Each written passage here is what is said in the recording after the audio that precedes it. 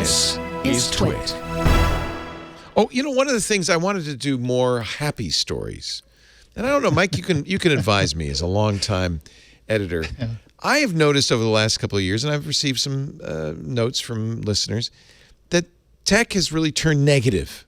It used to be a little happier, right? We get excited about new products and talk about what the new phones are going to bring, and now it just feels like it's bad news after bad news. Is this a normal part of the cycle, the ebb and flow, or are we in a new era of tech? What do you think, Mike? Oh, we're in a new era for sure. I mean, I think that back in the olden times, 80s, 90s, et cetera. 1860s, the future was full of promise. The year 2000 was coming. Yeah. And tech, the people who were enthusiastic about tech was a tiny group of nerds who built their own systems. Like, it was all about optimizing this, do that. It was a lot of fun. The rate at which the performance of everything just was exponential, it felt like.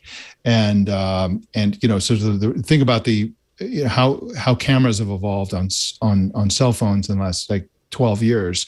But we're to the point now where, and this is reflected here in Silicon Valley as well, what used to be something that was, first of all, understandable, second of all, exciting, became this sort of money grab. So everything's gotten super complex. There's been this sort of inertia that comes with the entropy of an expanding industry. And so we have this situation now where so many people are using technology products that it's having social effects, and many of these social effects are negative. Teenagers are getting addicted to social media, or committing suicide because Instagram makes them feel like they're left out and all this kind of stuff. There's all these problems that come from it. Governments have their hands in it, and good governments, bad governments, everybody's involved. And so we're in the situation where it feels like there isn't much good news. We don't really notice the benefits. We were talking earlier about how TikTok has this subtle ability to make you sort of have this little window, this quick little window into some faraway place in some completely alien context. Well, that's probably having a very beneficial effect. We don't have time to focus on that or notice that because we're so worried about the government tracking down people with menstruation apps to prevent them or jail them for having an abortion or whatever. So the bad stuff seems to just take up all the oxygen in the room, and we can't really focus on the good stuff. But there is really, really good stuff, I think, happening with technology. It's just, I feel like I want to focus more on that. I don't want to. Yeah. I don't want to be the grim reaper of technology. Yeah. What do you think, Glenn? You're equally a long time in this business. I find myself increasingly uninterested in technology. A fun thing to say on a show about technology, but it's partly because, the things that excite me still are the ways in which people's lives get improved. And so, to echo what Mike was saying, really is just the focus. There's a lot of technology that is insidious because it's a race to the bottom.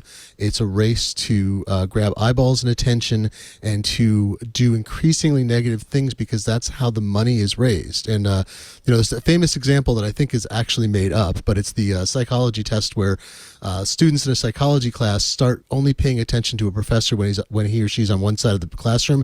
And by the end of the term, they have the professor stuck in a corner. They won't speak unless they're in that corner because no one pays attention to them, and they don't realize what's going on. It's a great reverse experiment. And I feel like everything in technology that involves attention and response puts us in that corner where all the Facebook doesn't. Maybe Facebook intentionally is not trying to allegedly contribute to genocide, but it does because that's a part of the technology they developed that allows them to reap such huge financial returns. So I like to look at enhancements and so forth. My wife has a bone anchored hearing aid, earlier generation. She sticks a Bluetooth device on this thing that vibrates and it sends a signal to her ear, and it connects to her iPhone. They added an upgrade a few releases ago, and so she can play music and phone calls into her head. And it's a huge improvement for her life. So the hearing aid by itself was great technology. Then the linking of it with Bluetooth and improvements in Apple's operating system make it into a superpower. It's a biological enhancement. In fact, she She has abilities beyond people with so-called normative hearing. And I want to find more things like that. Like, I don't care so much about VR or AR. They're great entertainment opportunities, but I don't think they're going to fill all this zone. But I'm like, AR is such an incredible capability for younger people, for people with various disabilities that prevent them from having full access or full use of hearing, eyes, whatever.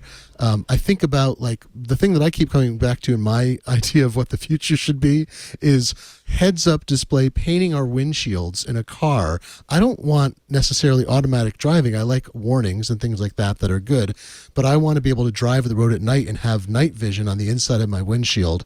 And why not? That to me would be an enhancement. It would reduce accidents. It would maybe not decrease alertness because it's enhancing your view. So I look forward to things like that. And also more cat pictures, please. I feel like you're an optimistic guy, so I'm going to take a page from your joy in technology. I got into this because I love technology. I still love it. But it's so easy to get kind of burdened by all of the negatives and to start focusing on that. Christina, you're also optimistic. You're a very positive person, and you work in technology. Yeah. I mean, look, I think that it can become overwhelming to just look at, because there are a lot of terrible things that are happening in the world, and there are a lot of terrible things that have happened in the last 2 years, and technology is a force for good and it's a force for bad. But I think that on the whole of it, it has made our lives better. I know that my life is infinitely better because of technology, because of social media, because of the web.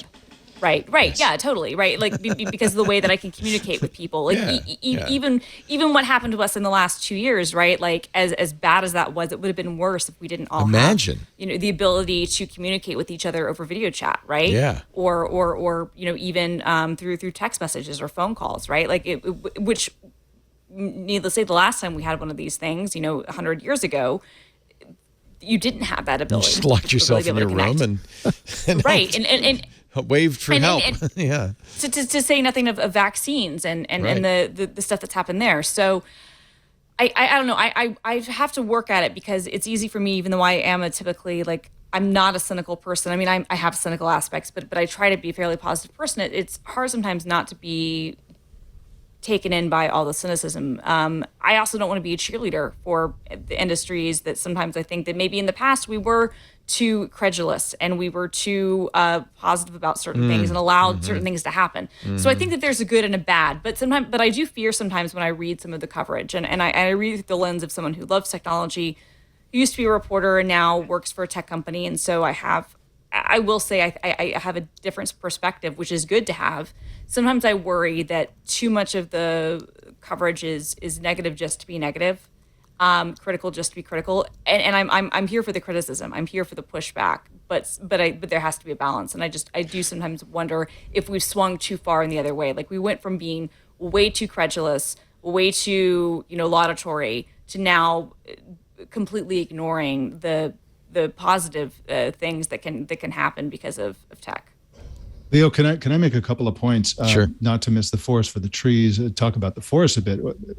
First of all, Christina mentioned vaccines. If the coronavirus had hit in the 1970s, say, there would have been no working from home and no vaccine for 10 years. It's unimaginable. It's really unimaginable. But the forest that I'd like to talk about is my own lifestyle of living internationally, which the world has discovered because of the pandemic. People are working remotely, working from home. There's this sort of thing where people start working from their apartment in the city. Then they decide to move out of the city. And it's like, what are we doing in the suburbs? Why don't we go to South America and live in Colombia for a while? And the internet connectivity keeps getting better. We just did the Provence experience. We always do that in this 400-year-old farmhouse. The walls are 3.5 feet thick, but it's very modern inside in every way except the internet connectivity, which is a really, really slow, like 3G mobile broadband connection. Well, this is a good question. Well, we showed up this year, and guess what? They now have fiber. Oh wow! In the middle of oh my gosh, like out in the countryside. That's amazing. So people can actually live. And also, by the way, Starlink is available. Starlink, I was going to say, well. is massive. So you can do a full on, like, under the Tuscan sun, buy a derelict old farmhouse somewhere in the sunny parts of Europe, and you can build up this thing, and you can live in paradise, have a garden, have a beautiful view, have clean air, clean water, clean everything, and solar power, and you can have fiber optic like speeds, and make your living in paradise. This is an opportunity that has never been afforded to anyone in the history of mankind. And it's pretty great for those who really want to live that way. Excellent. I feel better already. I point out one more thing, if I might, which is that photography is an almost unalloyed joy that we breathe, and so we don't pay. It's like unlike Mike's example just now. It's like Wi-Fi is everywhere. I used to cover Wi-Fi very extensively. Then I suddenly was not a Wi-Fi reporter because it permeates everything. Then we got good cellular data. The abilities we have to take a good picture and to take as many as we want and capture great moments in our lives are incredible. And then I will call out, there's one thing that makes me consistently happy every day, that is technology, which is I use the featured photo thing on my iPhone. I have it as a widget. And most days, Apple's machine learning comes up with wonderful images across and I've scanned photos before there were digital photos. So I have photos going back to the 80s in my library. And so every day I get to look at these great pictures of my kids when they're babies, and photos from a few weeks ago, and pictures of bees I took 20 years ago, or some trip. I love that. And I'm like, and I don't have to go searching for it. It shows up. And so it's machine learning. It's a modern device. It's the access through the cloud to all my photos. And I'm like, it combines to this wonderful thing. And so I have a moment of happiness every time I open that. I guess it really is a question of focusing on the benefits and the good stuff, because there's negatives and positives and everything, and you don't have to dwell on the negatives. We know they're there. Then there's Elon Musk. And then there's Elon Musk and the Pope.